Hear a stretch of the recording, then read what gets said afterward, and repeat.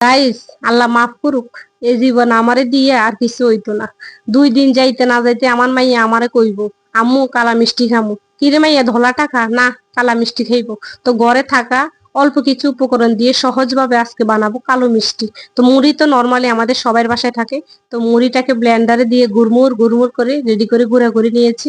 এখন চুলার মধ্যে একটা পাতিলে একটুখানি পানি আর একটু লবণ দিয়ে রুটির আটা যেভাবে করে ওভাবে করে আটা করে নিয়ে, আটাটা যখন একটু ঠান্ডা হবে, এখানে একটা ডিম, গুঁড়া দুধ, বেকিং পাউডার দিয়ে ভালো করে মলে নেব। এরপরে ঘি দিয়েও একটু মলে নেব। আটাটা বেশি শক্ত হবে না, বেশি নরমও হবে না, এমন ভাবে মলে নিতে হবে। পরে হাতটাকে ক্লিন করে হাতে একটু ঘি লাগিয়ে মিষ্টির শেপে সবগুলো বানিয়ে নিয়েছি। এরপরে চুলে একটা প্যান বসিয়ে দিয়ে তেল দিয়ে দিলাম। তেলটা যখন হালকা ভাবে গরম হবে, তখন আমি মিষ্টিগুলো দিয়ে এপিট ওপিট করে ভেজে নেব।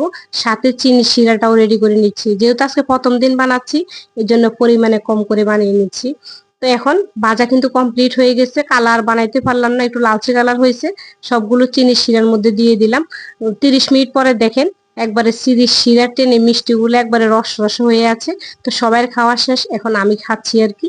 তো গাইস, এটা খাওয়ার পর আমার যেটা মনে হইলো, আমারে দিয়েও অবশেষে কিছু হইব। আপনারা কি বলেন?